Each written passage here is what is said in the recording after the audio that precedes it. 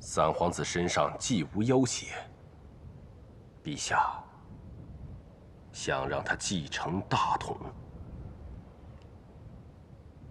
正是。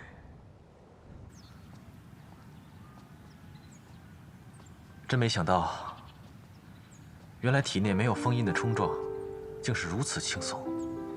太好了，一泽终于不用再吃苦头了。阿软，要是那天我死在一谷之树中，你会怎么样？如果真的是那样，我一辈子都不会原谅一泽。我是不希望你难过，也真的不知道该如何与你道别。只要我看着你，我就说不出再见。我不舍得，更不忍心。一泽，你不相信我吗？阿软姑娘，何出此言？如果你相信我，就会告诉我一切。不管一泽做什么决定，我都会支持你的，因为那是你想做的事情。只是，你不该瞒着我。如果就这样不明不白地分开，我日日牵挂一泽，却不知道你已不在人世，这是比伤我的心更残忍的事情。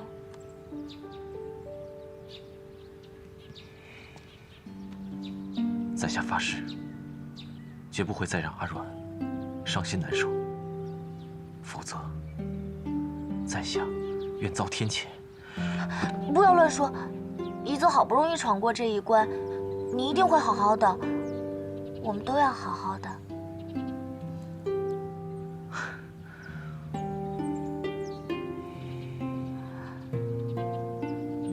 一泽，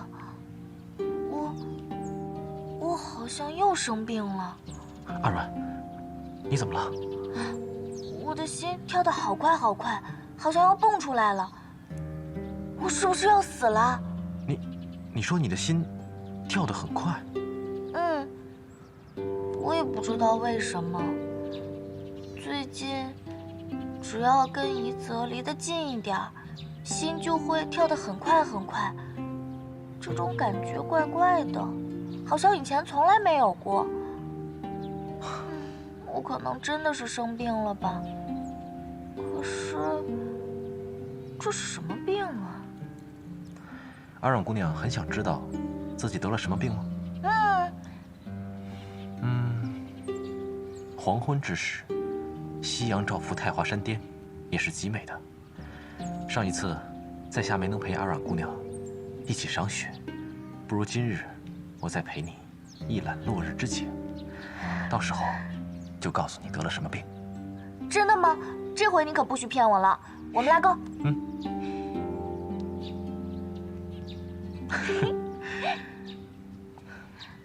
一泽，你太好了。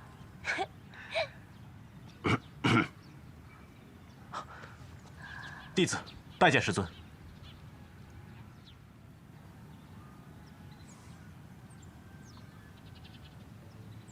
阿软姑娘，哎，觉微长老，你走路真的没有声音啊，跟我在长安客栈看见的小花猫似的。阿软，不得无礼。阿软姑娘说的没错，我这老道不识趣，来的不是时候。啊，一泽，为师有事要和你商量。我去看看小叶子他们吃的做好没。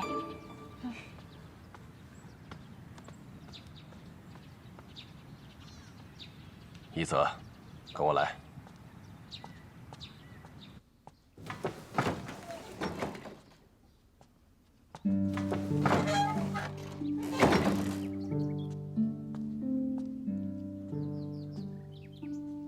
一泽，怎么样？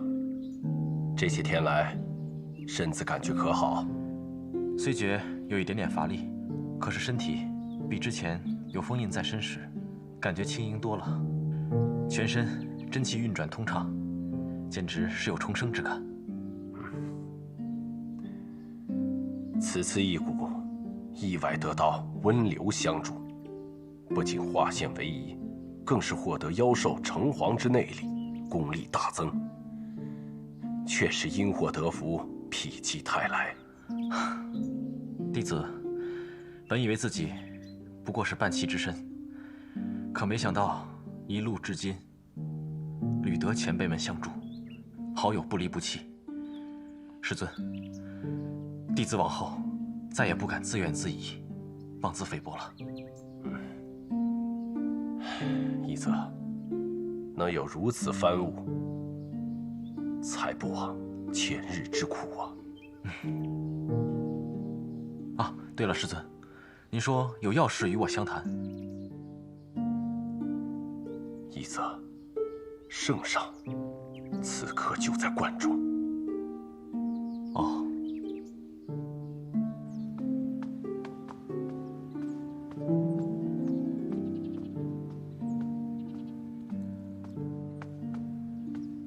他来到底是为什么？圣上亲临，未带一兵一卒，自是要你回皇宫。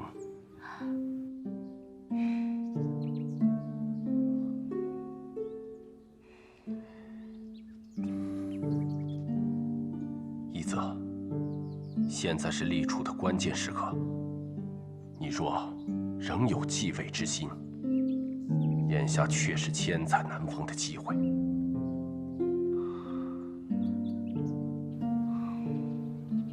一泽，你往后有何打算？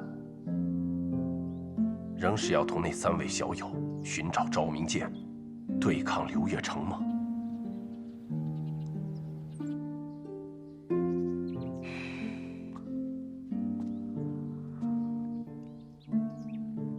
师尊认为，我该如何？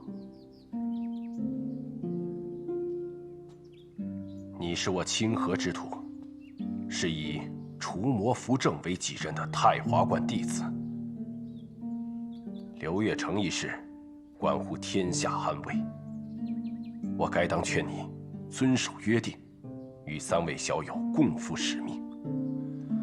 可是，你又不仅仅是我太华弟子，更是一国之皇子，你的一举一动举足轻重，一人安危，关乎社稷之成绩。莫说圣上有此感慨，连我这避世之人都不得不承认，妖骨剔除，你是继承江山的不二人选。一泽，无论怎样，路要自己走，主意要你自己拿。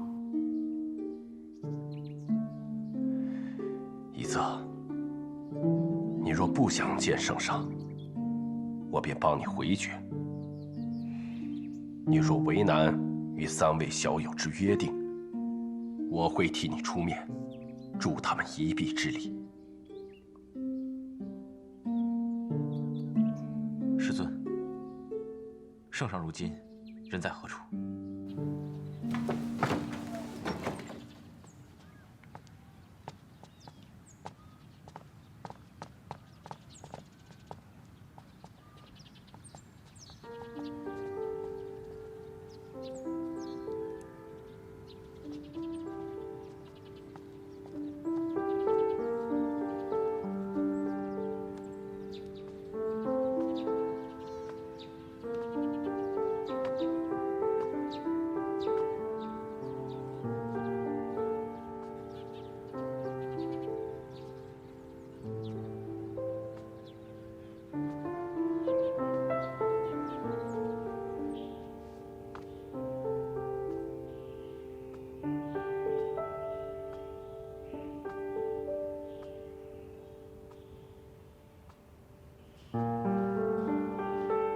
哎，文然，一会儿我们吃什么？阮妹妹，你怎么回来了？粥怎么也端回来了？这是怎么了？谁把我们仙女妹妹的魂儿给勾走了啊？之前不是好好的，跟一泽吵架了？小叶子，文人姐姐，我们什么时候走？一泽身子这2天刚恢复点儿，等他再休养几天，我们就出发。一泽跟我们不同路。蕊妹妹，你说什么呢？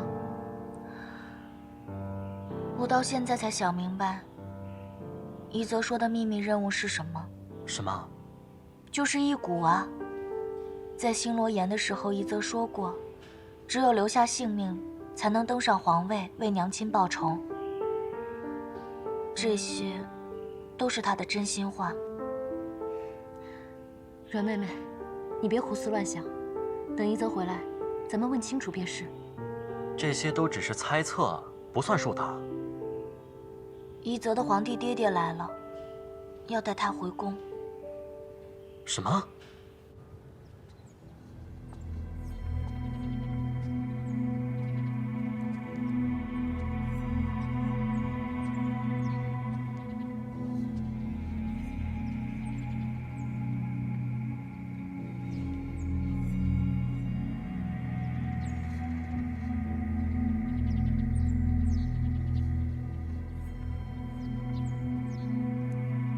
燕儿，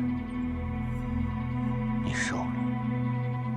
父皇倒是一点都没变，还是那般凛然盛气。朕老了，身体大不如前，许多事情已是力不从心了。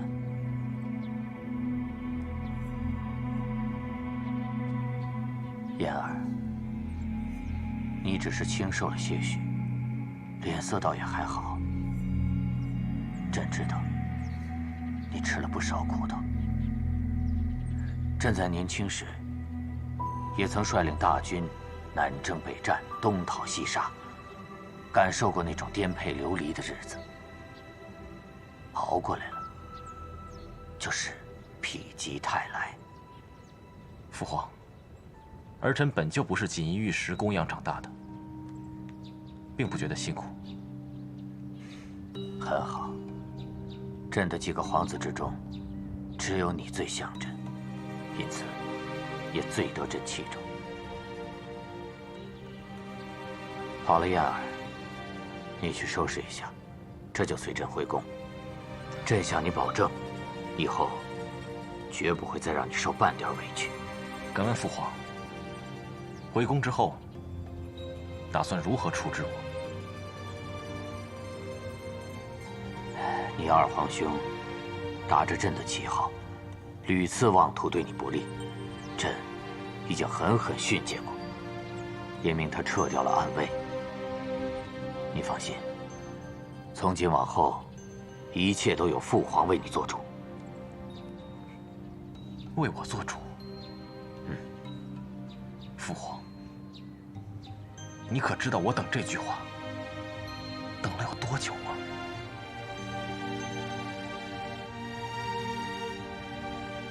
昭宁羁旅之事，以后绝不会再有人提及半字。燕儿，过往种种，就全当是一场噩梦。自今日起，我们一切重新开始吧。重新开始？父皇薄情寡义，狠心逼死母妃这一幕，如同梦魇，每日每夜，在我脑海之中盘桓。敢问父皇，我该如何忘记旧伤？该如何重新来过？此死淑妃，亦非朕所愿。然而众老臣以死相见，称妖女入宫，玷污皇家血脉，动摇国之根本。朕若不处置她，如何给文武百官一个交代？又如何堵住悠悠之口？但是朕从未想过伤害你。红珊甘愿牺牲自己，也是为了要保全你呀。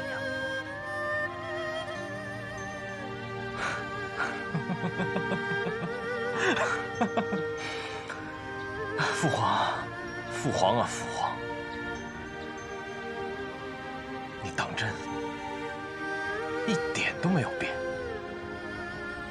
还是如此冠冕堂皇，矫饰违信。敢问父皇，你此行亲自上山的真正目的，到底是为何？你无非是想知道我身上是否还有一滴妖血、一丝妖气。若一股并不彻底的话，我敢说，我非但回不了皇宫，我下半生都将被你囚禁，或者直接处死，以绝后患。对，也不对。李艳，这好言相劝，你莫要得寸进尺。三皇子李艳背德叛逆，在公主机礼上已经被你处死了。往后，世上只有下一泽，而你再也不是我父皇。若再见面，我当尊称你一声圣上。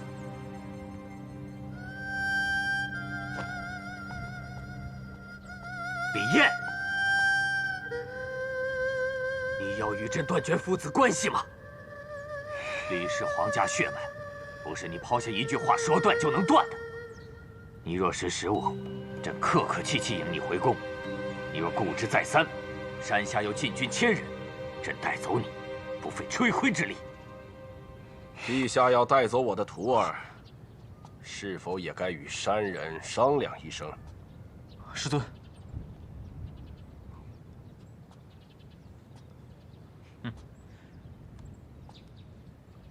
太华观亦非世外仙境，朕身处王土，教训自己的皇儿，与你何干？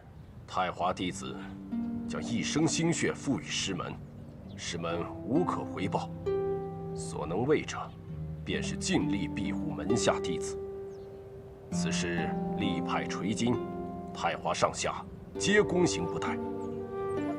莫说是达官显贵、王侯将相，便是诸天神魔，若要动一下我门下弟子，也得问过众长老。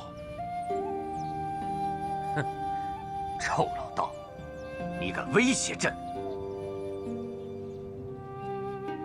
你就不怕朕举倾国之力荡平你太华观？陛下对我太华，想必也是了如指掌。自从先祖以自身魂魄为引，是以上古秘术、冥蝶之印，封印大妖黄羽，后人所以无数禁咒灵符，在符咒的基础上构建成太华秘境。圣上一定知道，这太华秘境中囚禁着无数穷凶极恶的妖物。倘若秘境有失，群妖脱逃，这天下恐将骤生动荡。自古以来，太华众弟子勤加修持，硬是以凡人血肉之躯镇住这山中无穷凶煞。你太华观道法精妙，朕岂会不知？道法精妙，何等道法，能令众心归一，千载不易？归根结底，符咒剑法均不过雕虫之技。何况，任凭符咒如何强横，也终将雕朽衰亡。真正能倚靠者，唯有这磐石般的人心。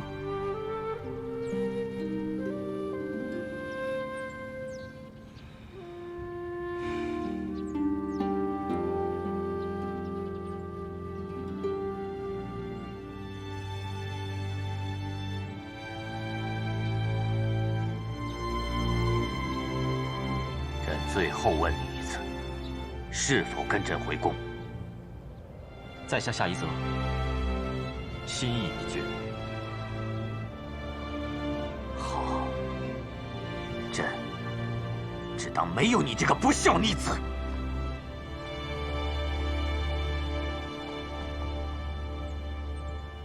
就算圣上想带他回宫，夷则也未必愿意。我知道，可他不愿意的唯一原因还是我们。小叶子，文人姐姐，你们还记得我们为什么来太华观吗？我们并不是来找夷则跟我们一同冒险的，我们只是想确认他平不平安。如今夷则已经顺利完成了异蛊，再也不用小心翼翼、担惊受怕的过日子了，我们也就安心了。任妹妹，你的意思是，我们现在走，不让夷则为难？连爵位长老都说，夷则是继承江山的最佳人选。而且我想，如果夷则当了皇帝，百姓也都会受益吧。仙女妹妹，你可要想清楚了。且不说我们能不能回来，皇宫就是一座大牢房，经此一别，此生你可能再也见不到夷则了。我也很舍不得夷则，可是每个人都有他该去完成的事情。谢衣哥哥曾经说过，路长而齐，终究会有分别的一天。能同行一段路，已经是莫大的缘分了。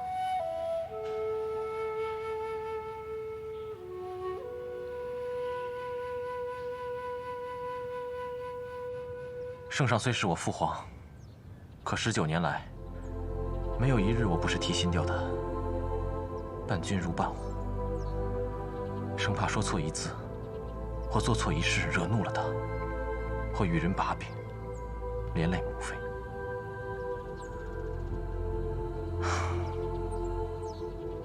我本以为我此生都不会有这般的勇气，在他面前袒露真心。夷则，你长大了，也真正的强大了。可能是如今我一无所有，反而再也不惧怕他了。想好了，从此之后不再回皇宫。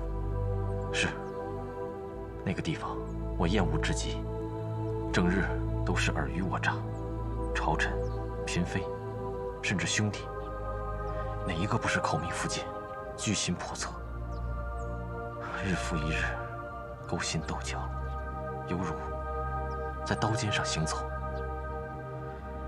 我之前以为这都是命，不由得我选。师尊，可自从我认识了阿阮、月兄、文人姑娘他们，我发现命运明明可以掌握在自己的手中，一切只取决于你敢不敢跟随自己的心意而活。夷则，以前是为师鲁莽了，不该试图左右你的决定。不，师尊，你说的都是对的，只是徒儿心里不愿，不想罢了。世上哪有绝对的对错？不过是一个人、一个立场、一张嘴罢了。当年我收你为徒，有人说我错了；我与温流签订血契，有人说我错了；就连我带你回太华观，也有人指摘我的对错。是与非的底线，在你心里，不在别人嘴上。夷则，跟随心意做出的决定，才能方得始终，无怨无悔。是，徒儿牢记师尊教诲。好，你和阿阮姑娘还有约定，去吧。啊，是，师尊。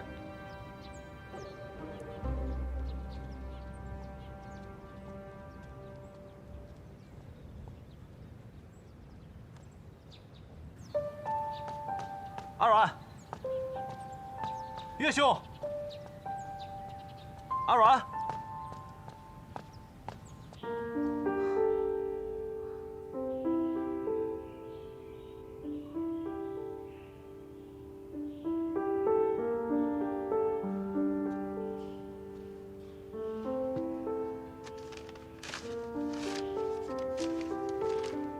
泽，我们走了。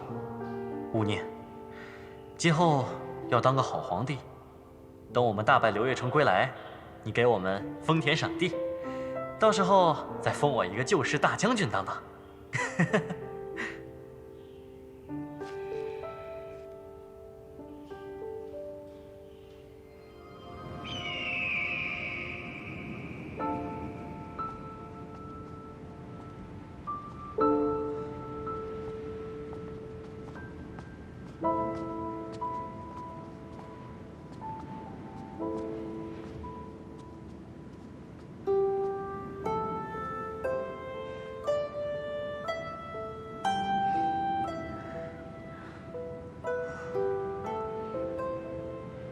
仙女妹妹，你真的想明白了吗？我只知道，我不想让一泽难做，不想逼他做出选择，那样一泽会很难过的。可是你现在这样，是让自己难过。虽然我们都很舍不得一泽，但是阮妹妹，我们都能看出来，你对一泽的感情和我们不一样。不一样？仙女妹妹，你喜欢一泽，对吧？喜欢？可是我明明喜欢的人是谢一哥哥呀，难道我移情别恋了？我们在一起相处了这么久，看得明明白白。其实你对谢前辈并非男女之情，是一种晚辈对长辈的敬爱，只是朋友之间的喜欢。朋友间的喜欢，这两种喜欢有什么不一样吗？这个怎么说呢？还得仙女妹妹你自己去感受了。不算晚吧？一泽，一泽，你不是跟圣上在一起吗？你怎么来了？在下赶来，是有一个坏消息要告诉岳兄。这一路上知道多少坏消息了，胆儿练得比心还宽呢。说吧。岳兄，这救世大将军的封号，指望不上我了。丰田封地，更是没戏了。一泽，你不当皇帝啦？再说了，岳兄，定国公富可敌国，良田封地，恐怕3辈子都享用不尽。你可是欲求不满？我只知道老爹在乡下有几间屋子，难道还不止这些呀？反正我现在真的一无所有，说不定将来还得求定国公收留呢。哼，好说好说啊！只是啊，你要认准我爹，千万别招惹我娘。好，一言为定。一泽，一边是九死一生的冒险，一边是皇位江山，你当真想清楚了？这20年来，没有一日比现在更清楚。我很清楚自己想要什么，无论结果如何，义无反顾，无怨无悔。哎，文然，那边风景不错，我们去那边看看吧。走啊！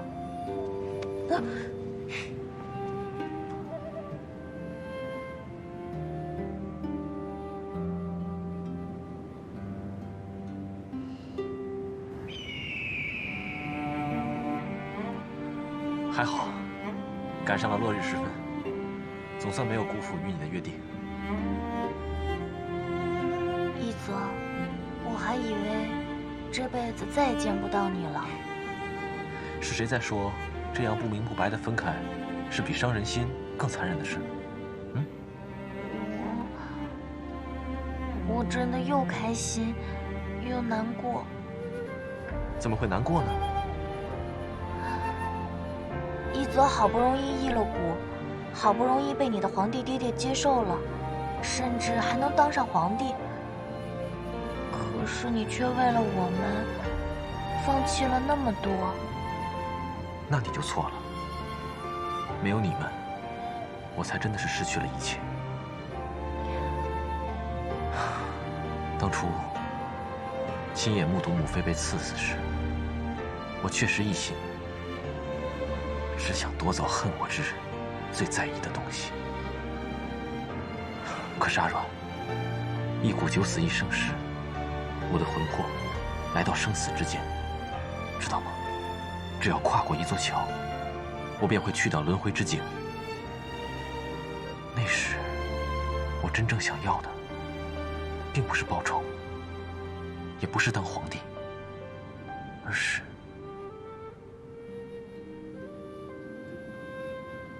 是什么？而是想见你一面。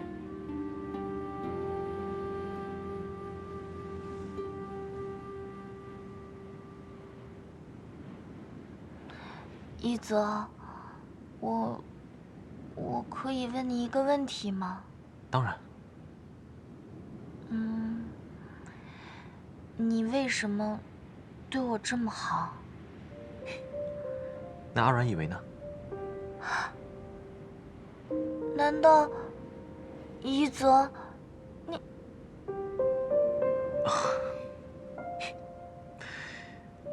阿软，记得我先前答应过你，等夕阳西下时，便会告诉你究竟得了什么病。啊，想起来了，一泽，你快告诉我，我琢磨好一段时间了。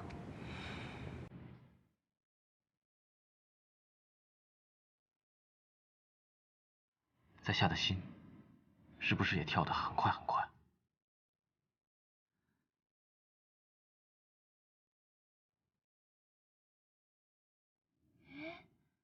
一泽的心怎么也快要蹦出来了？难道你也生病了？这是相思之症，只有面对喜欢的人时，才会显现。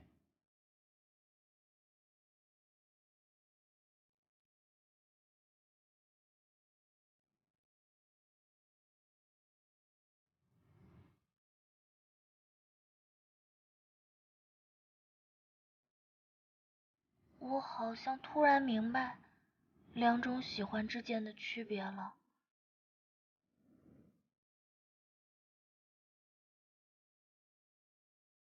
这种心快要蹦出来一样的喜欢，好像只有跟宜泽在一起的时候才会有。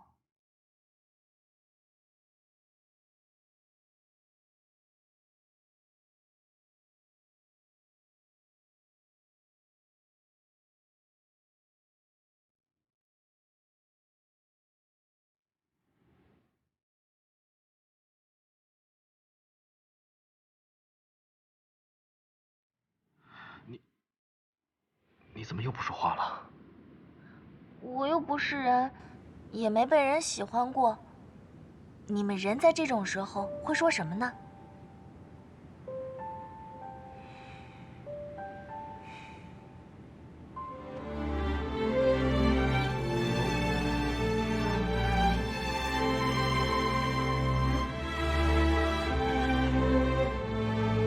阿软，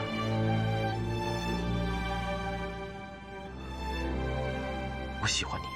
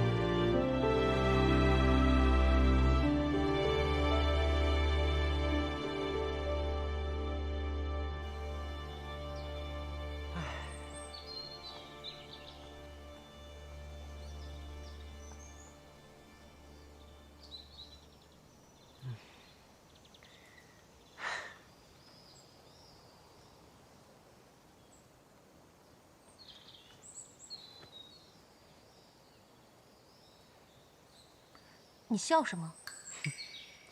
没想到文人姑娘啊，巾帼英雄，还有侠骨柔肠的一面啊！哎，在你眼里，我得是个多么铁石心肠的女魔头啊！那你过来，我告诉你。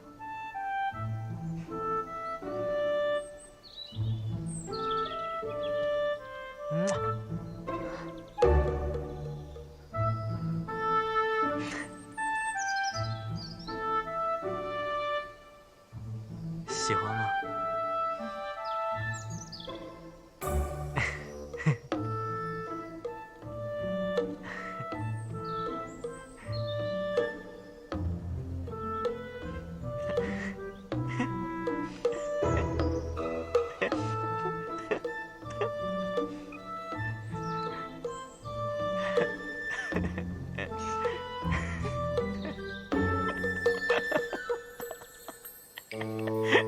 你笑什么？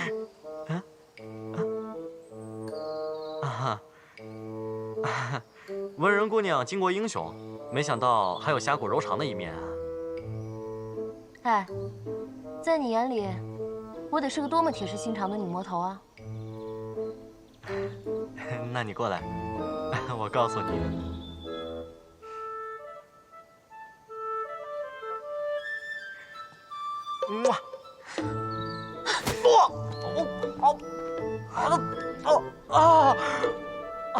好疼啊！要不要打这么狠啊？谁让你出手？出口轻薄的。上回的账我还没给算呢。我不理你了。文人姑娘，文人女侠，文人姐姐，要不这样好不好？你再补一拳，出气。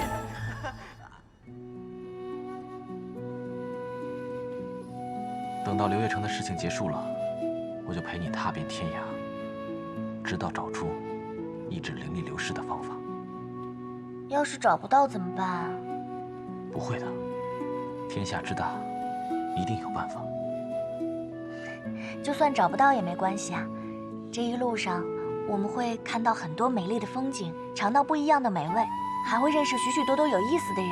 只要每一日都过得很开心，这就够了。不够，我可比你贪心多了。我要阿软陪我，直到永远，执子之手，永不分离。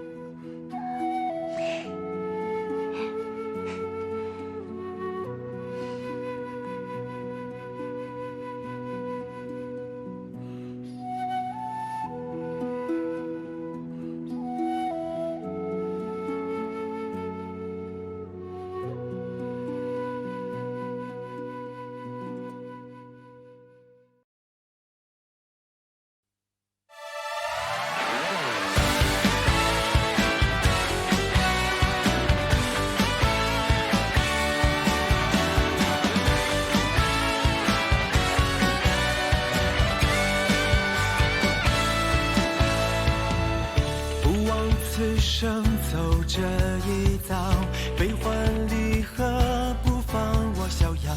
历经长夜知今朝，世间情，方能知晓。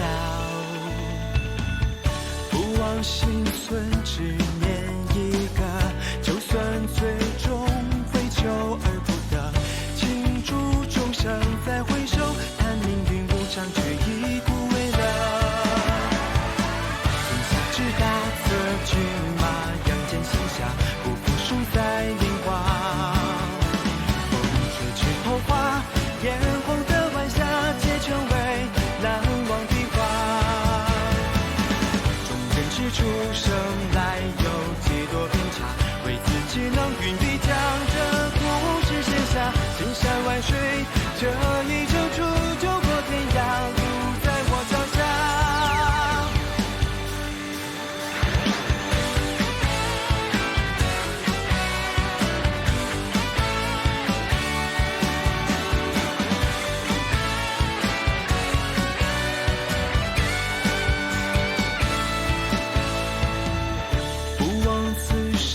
与君同道，生死一线，无畏这分毫。历经善恶是非扰，休让我任云飘摇。世上风险相随，就算最终会无路可退，难逃此劫不曾回，命运再无常也甘愿奉陪。天下之大，任凭我四海为家，不负输在年华。我笑看烟花，良辰素情话，皆因为心上的他。之初生来无几多偏差，为自己能云飞江浙故事写下，千山万水，下一程出就过天涯，路在我脚下。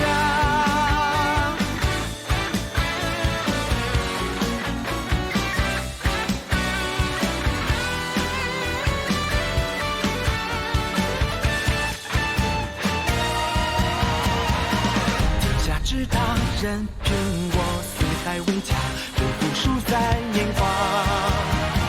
我笑看烟花，良辰素情话，皆因为心上的他。